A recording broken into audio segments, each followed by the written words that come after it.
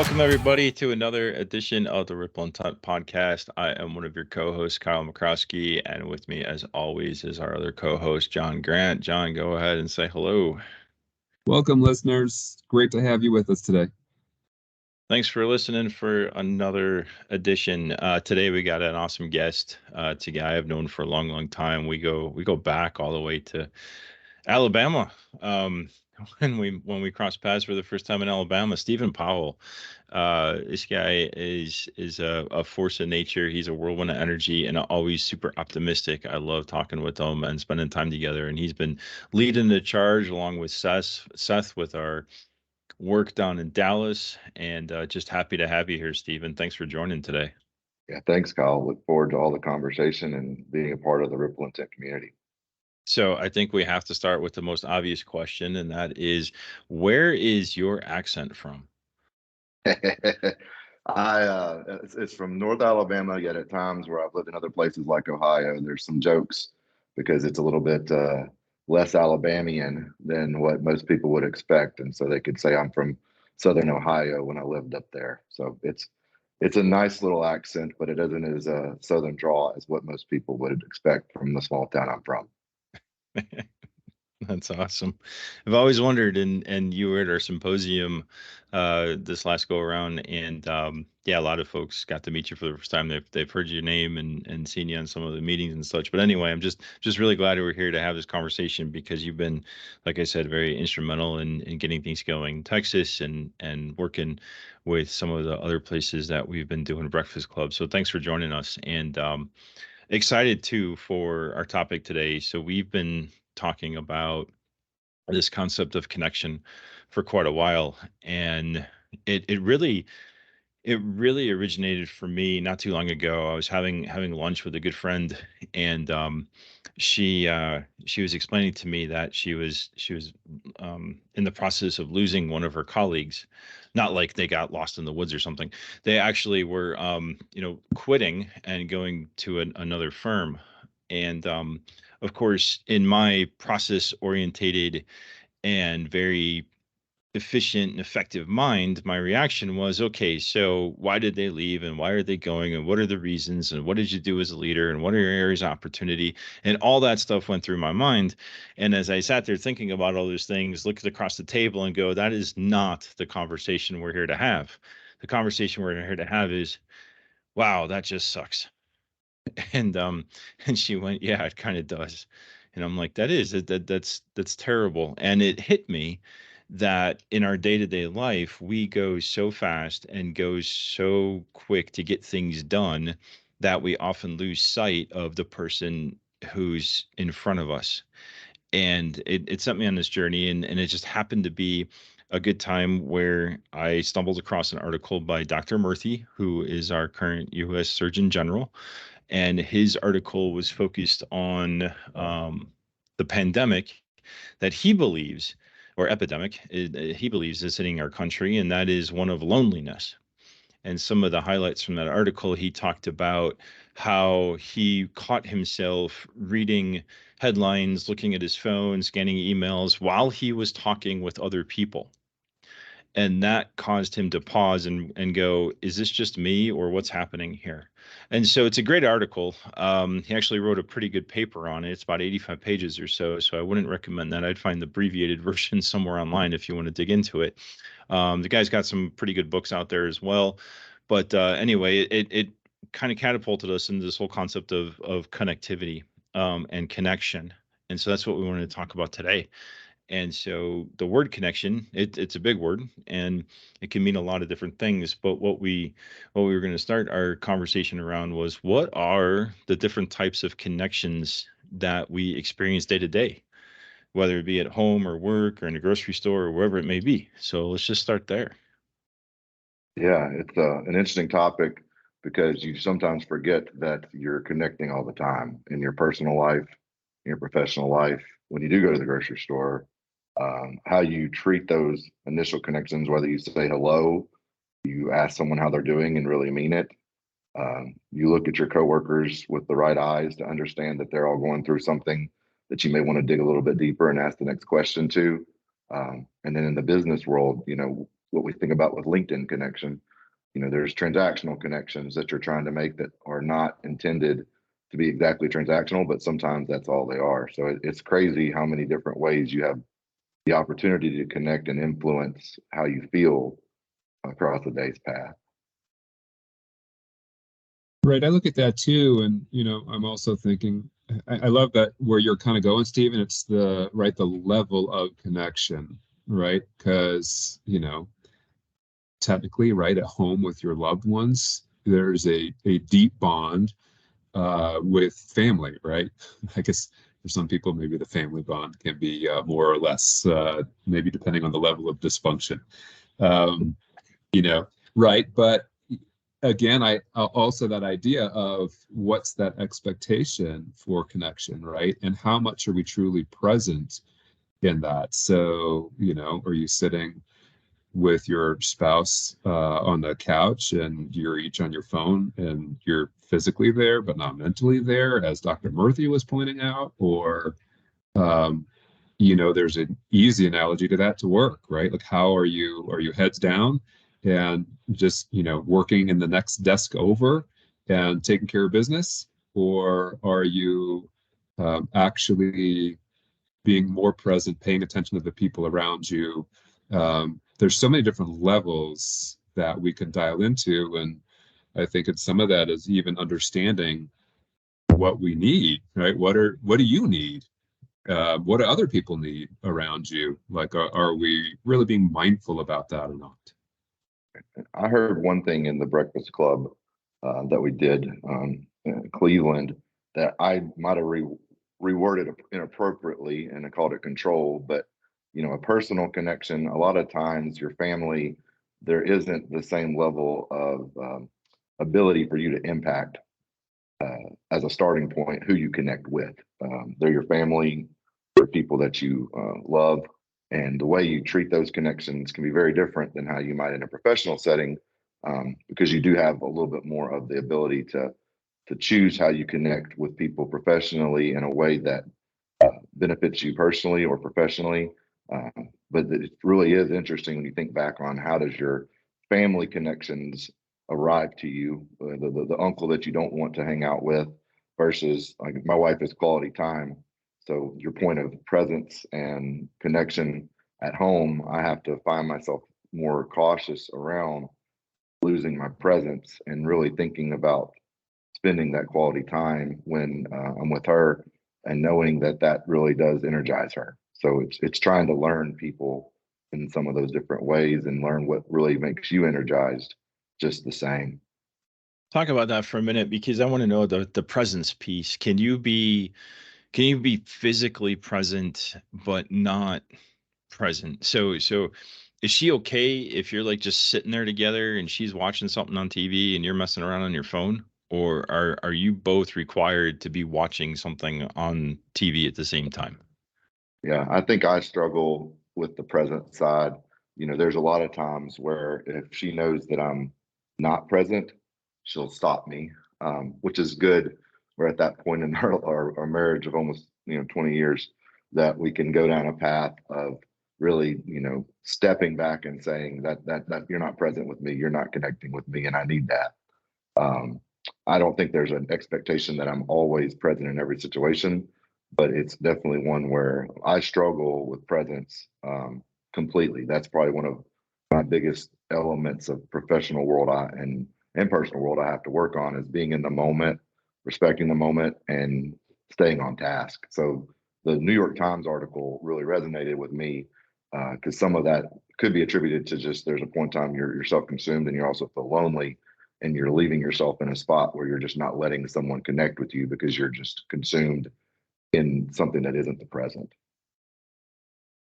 Yeah, we talked about a lot about the article. One of the things he pointed out is at any given time right now in our country, one in two people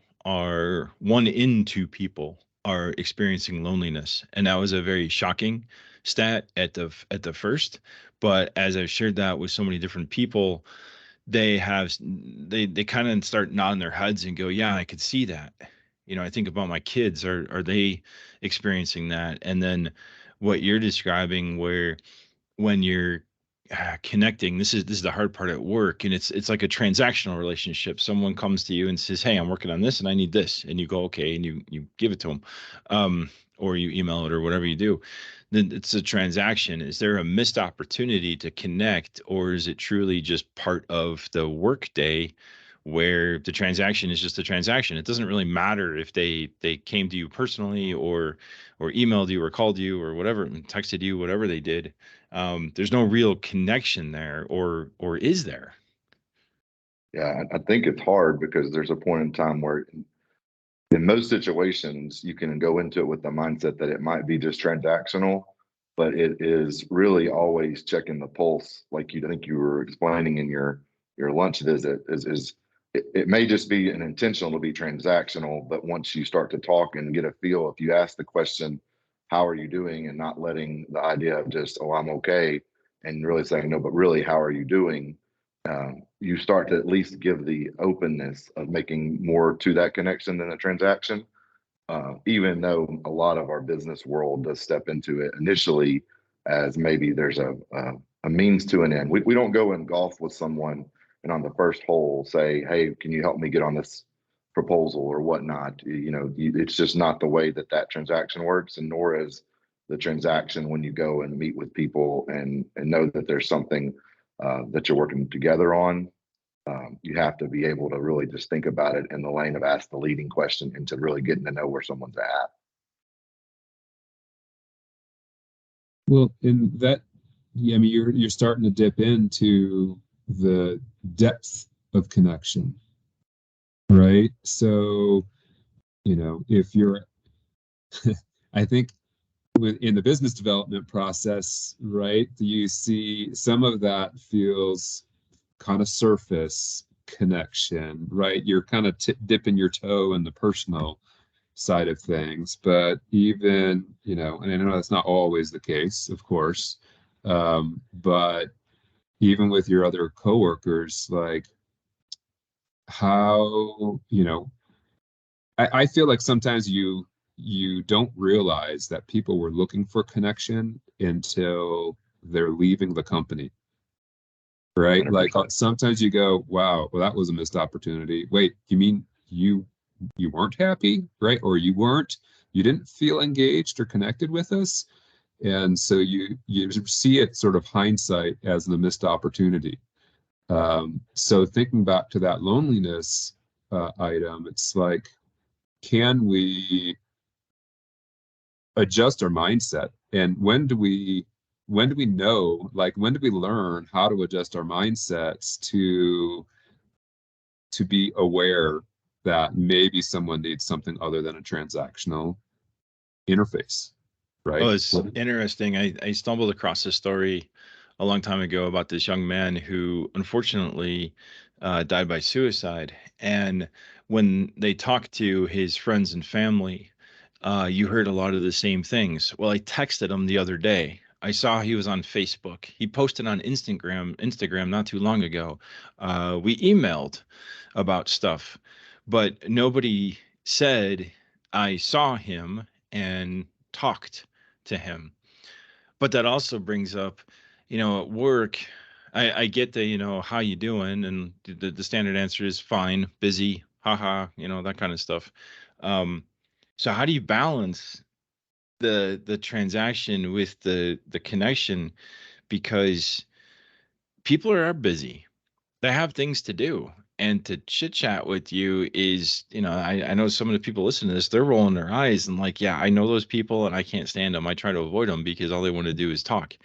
And that's it's kind of opposite what we're talking about here. The we're also assuming that connection's a good thing. So let's just clear that up. We assume that people do want connection and we do want to engage. Yet we seem to be in tension with this constant need to get stuff done. Right. Yeah. I don't know if the virtual world impacted this for everybody. I know impacted it for a lot where your availability and where you're at doing things just all crashed down on the ability to be connected with for anything. And I think that really created this drive to be very guarded sometimes and also purposeful on how you reach out to people and connect, knowing that a lot of meetings are back to back now with the Zoom world. A lot of meetings don't really have that follow-up conversation that they used to, or the time to do it, because we are in some labor shortages and some crunches around the country. So there's just a lot more going on, and so it's trying to figure out the balance of when you're talking to someone, knowing if it is able to be something that you can get into a further conversation and have the willingness to take that time, or also I think that there's a whole element of this in being purposeful. I think connection is purposeful, and if you're purposeful, you can make time for things, because you will start to understand when somebody probably needs a deeper discussion, and when other people there's not really something you're trying to dig into other than just making sure that everybody's good. So it really is trying to take a purposeful angle into your interactions with your partners or your coworkers, your family, and just it's something you have to be purposeful around and thinking through and making the time for it when necessary. Well, the intent, right? The intent is so important. I feel like if I compare my experiences to working when I'm completing tasks, I'm getting things done, but I am not really interfacing on anything other than a surface transactional level with my colleagues, compared to times when I actually do invest and make sure I'm paying attention and connecting with them. I get so much more personal fulfillment out of the times that I connect with other people. Like I consider myself a fairly introverted person, right? I'm an introvert that can extrovert when I need to. But so part of me is like, I live for the day when I can, retire and move out in the middle of nowhere, and I don't have to interact with all those obnoxious people, and that kind of thing. But right, the more I actually spend time and reflecting, I'm like, that may be horrible for me. I actually do kind of need people. And so, I get concerned about my loneliness, my lack of connection. So if I kind of just keep that in my mindset and I go, well, what are the people around me? What are my coworkers thinking? Did they feel that way too? And I kind of use that as a trigger to say, hey, Jon, every so often you need to get your head up out of the monitor and pay attention to the people around you, and even just check in. I'm terrible at water cooler chat. Oh, I'm awful at it. And I don't really want to overshare there either. But, I'm great in getting in the one-on-one conversation and just checking in, right? No, really. Don't just tell me you're busy. How are you? Are you really okay? What's going on? And that's really fulfilling to me. So it's all about you. So we it got is that about me. covered. I mean, let's just be honest, guys. This whole conversation was I know. supposed to be about me from the get-go. Well, I was only going to say this because Kyle led into it, but yeah, my strengths and what I enjoy, it is an energizer mindset, winning others over. So it's like I thrive for it, and alluding to being from a small town in Alabama, I call it Alabama nice, and you just are in some ways always yearning for that portion of your day. But for me, it's probably more of not letting it be false connection. Don't let myself feel like, oh, that was a connection to what Kyle alluded to. Well, I texted them, or I'm keeping up with them some other way. I've lost my brother this year, and I did learn that there is ways to connect in that virtual world in certain ways. But there is a point in time where we have to be cautious around that, because it doesn't replace the interactions you have with people.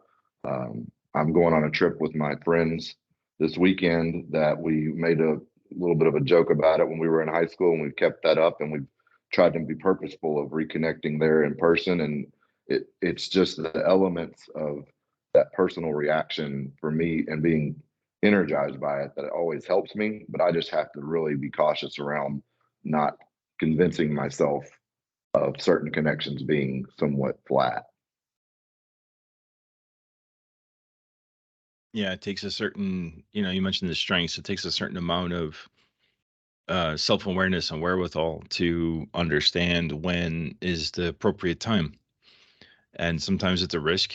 Sometimes it's obvious. Someone comes to you and you can see it in their face. They're like, "Oh boy, this is going to be a deep conversation." And other times it's the opposite. It's very stoic, and you're trying to look for any kind of signals. And maybe this truly is just a conversation that's brief and transactional in nature, and on we go.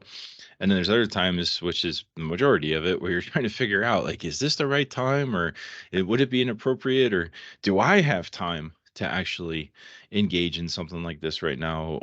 Do I have interest? Am I don't know where this could go. So Right. I got to balance my own needs and my own schedule and my own demands with what somebody across the table might need at the moment. And we talked a little bit about that too, the surprise moments where someone shows up and like, "Hey, I really need to talk about this," or "Do you have a moment?" And your initial reaction is no, or "This moment is going to turn into a 20-minute thing, and I just don't have the energy or the interest right now because I've got other things on my mind." Yet that person is standing there going with a big sign, "I really need to talk to you."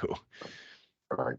Yeah, and I think that there's a word that was resonating as you were talking through that. It's also having intuition. Use your intuition to your advantage, and you can take some of those conversations when you do have time ahead of it. If you start to see things that seem to say, I probably need to find the time to follow up with that person, it might help limit some of those surprise elements, because you're letting your intuition tell you that you might need to do something before you let it come to you. It's just something to think about.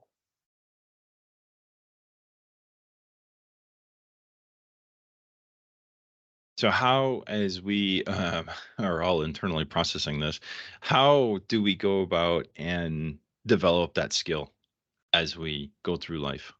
How do we become aware of it? How do we practice it? How have you guys done it? I've really had to like look to myself and understand, what does it feel like when someone's connecting with me. Having good mentors and watching how they're able to uh, network in the professional world and connect. That's a starting point professionally. I think on the personal side, it's always been trying to figure out what someone will need, and being in the mindset that everyone, just like yourself, is probably needing something in their life. And you are just tasked with not trying to solve everything for them, but understanding, knowing when to listen, and knowing how to really be present more and more. I mean, I haven't figured it out. No way, no shape, no form. I struggle with it daily and have to practice it. But I feel like I at least have some idea of what it starts to look like. But it's a practice. It's not a mastery scenario for me.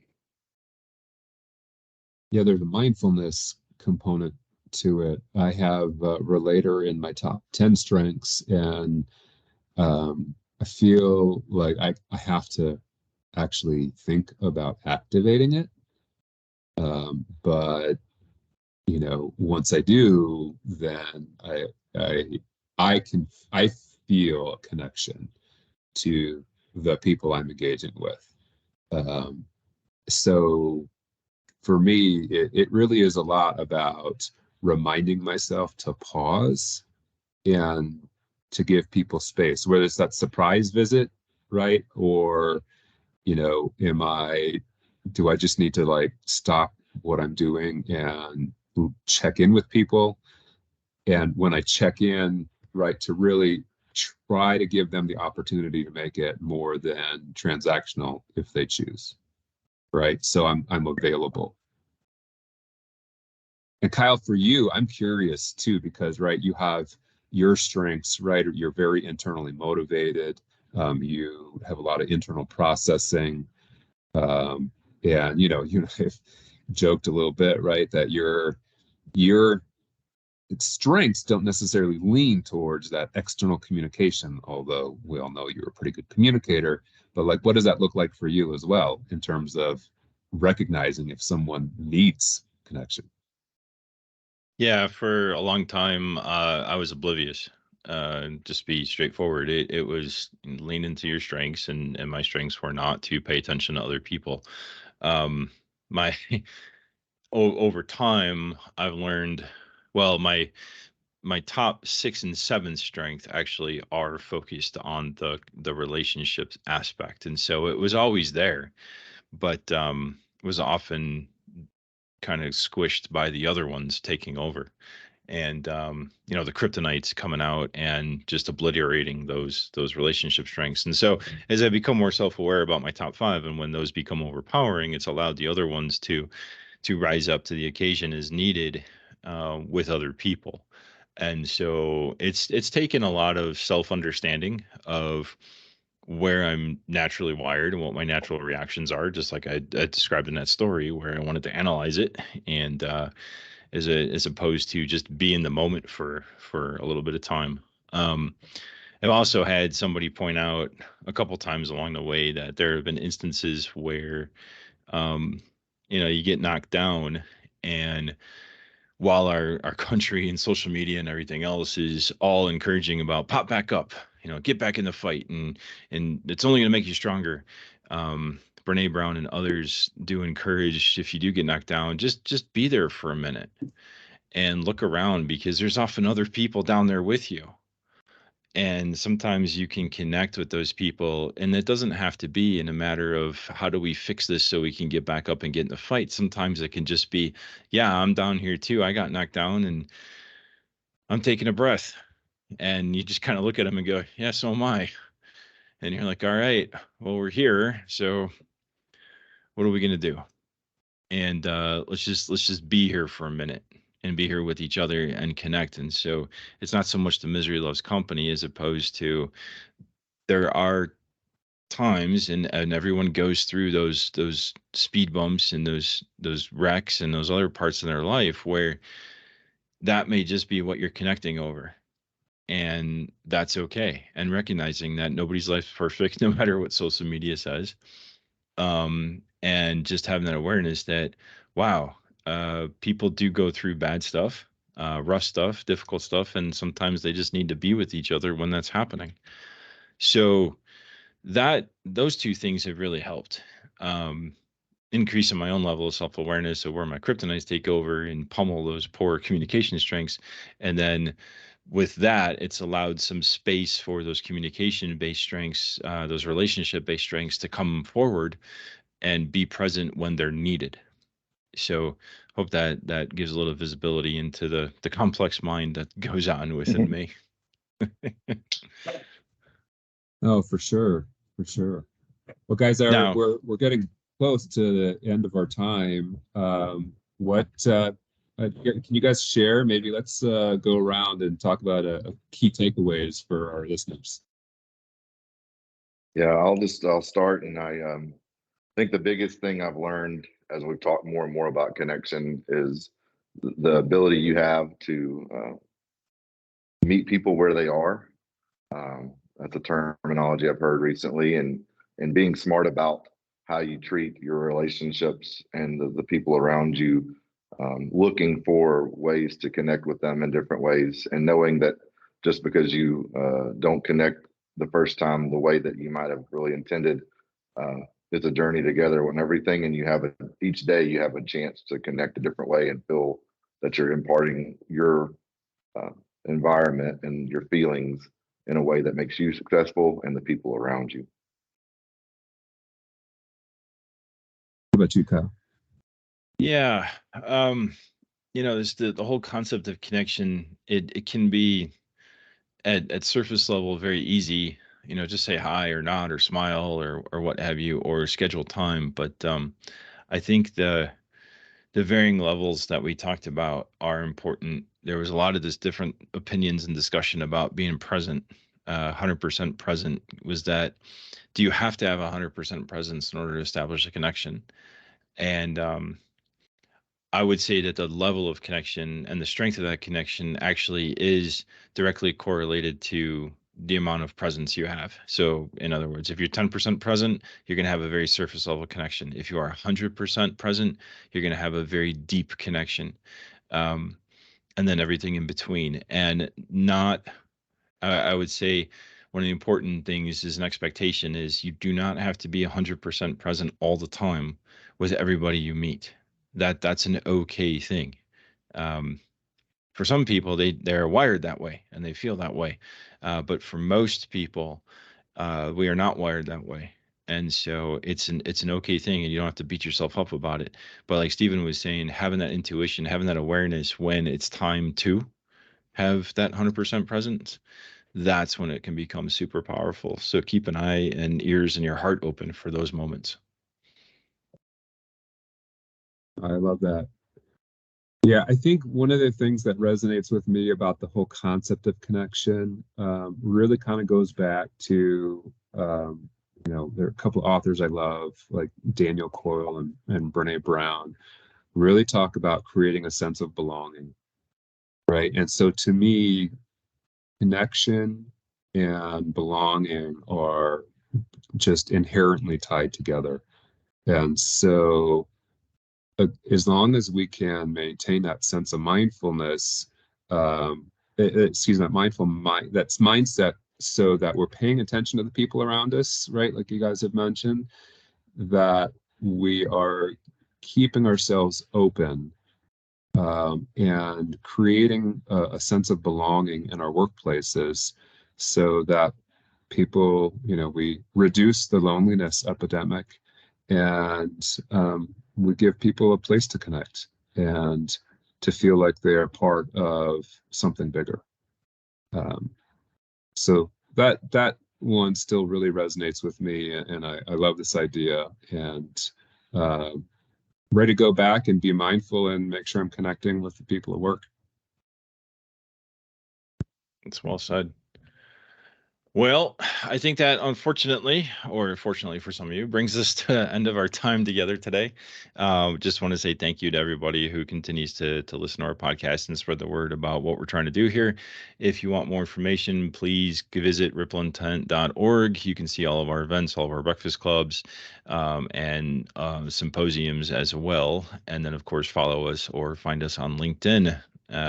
Thank you, Stephen, for your time today.